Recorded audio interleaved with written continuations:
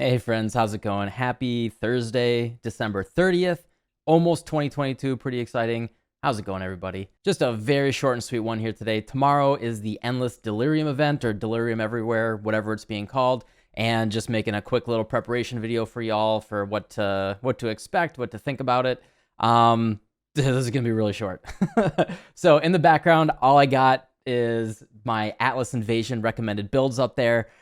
Just check that video out. It's just a 5-minute video talking about builds that have been strong in all of these events, builds that are going to be strong in the future events, and it still applies. There's really nothing new there. I go into detail about what's good, why it's good, how to find builds that you might be interested in. Honestly, these are all the same at this point. The one thing I did miss there is Poisonous Concoction. That did slip under the radar for me. Everyone knows that has played it so far. Poisonous Concoction is absolutely ridiculous. I had a ton of fun actually in the past few days playing it in Atlas Invasion. I had not tried it before. I'm actually trying it with a crit-based assassin one. I know it's not the meta, but even playing it kind of off meta, the skill is absolutely crazy, requires almost no gear, blows up the entire screen, shotguns poisons like crazy, really, really good. Today, I'm actually going to, on stream, test out Poison Seismic Trap. Feels like a little bit of the flip side of the coin for a similar type of thing. Hitting everything, shotgunning your poisons, doing really, really no gear based scaling. Basically, at this point, you know, you can look around and kind of peek on PoE Ninja or something like that, find some off-meta things, look at PoE Racing, see some funny things that people are doing. You know, some folks like Jung Roan are doing auto bombers right now. You know, Elemental's auto bomber looks really, really fun. A little bit ZDPS for single target, but really, really viable both in hardcore and softcore. As I said at the beginning of the Atlas Invasion video, very similarly, we're going to be looking at an additional restriction if you want to kill everything in the game.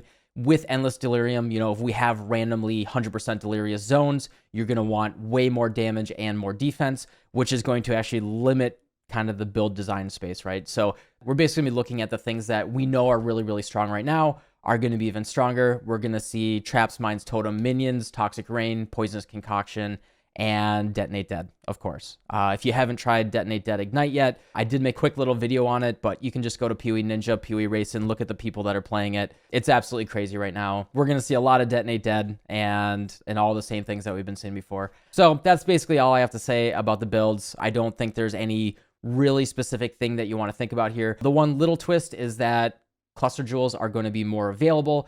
You know, we're probably going to have more access to people running simulacrums, maybe more voices in the market if you're playing trade. You know, it's just going to be a harder version of a regular race for me.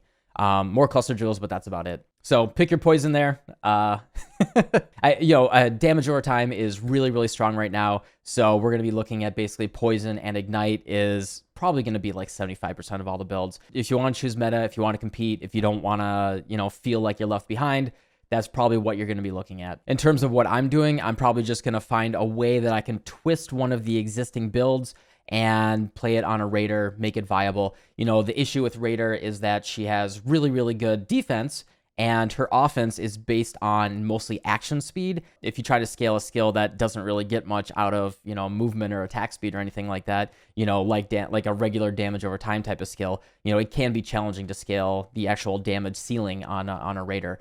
And especially in Endless Delirium, I think that's going to be challenging, and I think that's going to be really fun. So yeah, definitely on stream, we're going to be doing that for the next 10 days after it starts tomorrow, and, you know, see if we can compete in there. So yeah, that's about it. Keeping it really short and sweet for y'all today. You know, let me know down below if you're going to be playing this event or if you're going to skip it as well. I don't blame you for being burnt out.